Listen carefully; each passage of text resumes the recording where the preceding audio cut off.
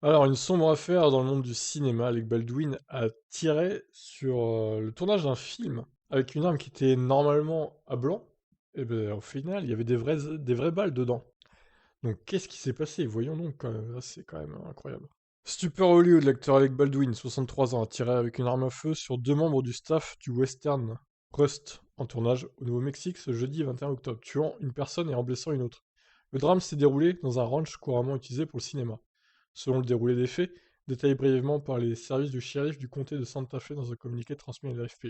Aina Hutchins, directrice de la photographie, et Joel Souza, réalisateur, ont été blessés par balle lorsqu'Alec Baldwin a déchargé une arme à feu utilisée pour le tournage. Le drame s'est déroulé à la mi-journée aux États-Unis, soit en pleine nuit en France.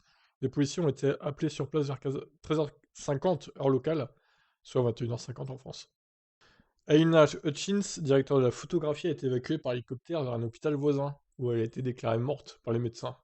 Née en Ukraine en 79, cet habitué des plateaux de tournage avait d'abord épousé une carrière de journaliste avant de rejoindre Los Angeles et de débuter dans l'industrie du cinéma en tant qu'assistante. Avant le tournage de Rust, elle avait travaillé sur les films Blind Fire de Michael Nell 2020 ou plus récemment The Mad Hatter de Kate Devaney. Je connais pas du tout ces films, je vois pas ce que c'est. Elle était âgée de 42 ans, la deuxième victime, et le réalisateur de Rust lui-même, Joel Souza, 48 ans, il a quant à lui été admis en soins intensifs. Il se trouve toujours dans un état critique. Ça, c'est incroyable quand même. The Hollywood Reporter, qui cite un porte-parole de la production, évoque à ce stade un accident impliquant un accessoire devant être chargé à blanc. Une enquête a été ouverte et se poursuivrait dans la nuit de jeudi à vendredi avec l'audition des témoins par les policiers. Aucune poursuite n'a été engendrée contre Alec Baldwin, du coup, ou tout autre membre du staff, précise le communiqué. Les services du shérif semblent confirmer que l'incident serait lié à une arme servant d'accessoire sur le tournage. Ils précisent que les enquêteurs cherchent à savoir quel type de projectile a été tiré et dans quelles circonstances. Alors comment ça a pu arriver? C'est ça. C'est une des questions qui demeure après l'accident qui a coûté la vie à Aina Hutchins sur le tournage du Western Rust après un tir à blanc d'Alec Baldwin. Comment est-il possible qu'une arme chargée à blanc ait pu tuer une personne et en blesser une autre? Bien que des protocoles de sécurité existent et encadrent strictement ce genre de tournage, ce n'est pas la première fois que ce genre d'accident a lieu à Hollywood. On pense notamment à une situation similaire qui a coûté la vie à Brandon Lee sur le tournage de The Crow. Rappelons par ailleurs qu'une arme chargée à blanc reste une arme bien réelle. Elle est simplement chargée avec une munition à blanc, c'est-à-dire une balle dépourvue de son projectile. En principe, cette balle à blanc est constituée d'une douille et de poudre ainsi que de papier ou de cire pour créer l'illusion d'un véritable tir.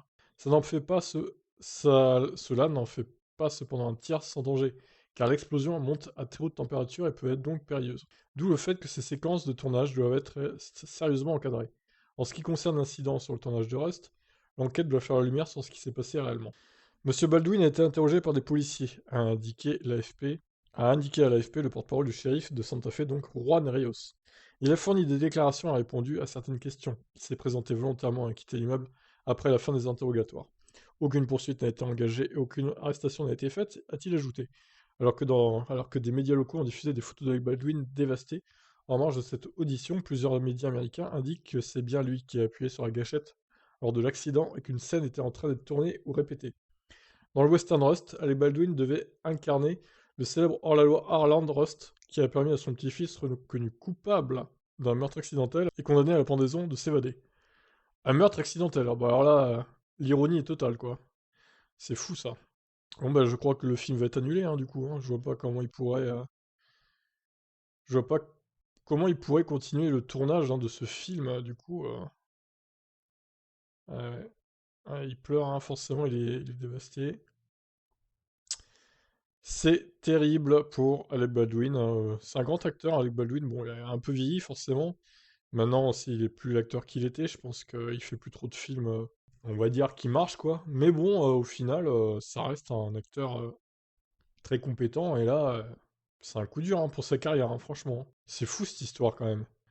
Bon, et ben, j'espère que l'enquête sera réalisée sérieusement et que du coup ils trouveront qu'est-ce qui s'est passé, quoi. Est-ce que c'est quelqu'un de malveillant qui a chargé une vraie balle dans le flingue pour foutre la merde sur le tournage? Bon, c'est quand même étonnant. Et en espérant que le réalisateur Joel Souza du coup ne meurt pas parce que là il est en soins intensifs, donc ben, on espère que ça va aller pour lui, qu'il va s'en sortir. Voilà pour cette histoire assez terrifiante. Voilà, à vous de me dire ce que vous en pensez dans les commentaires. Je vous laisse. Ciao, ciao.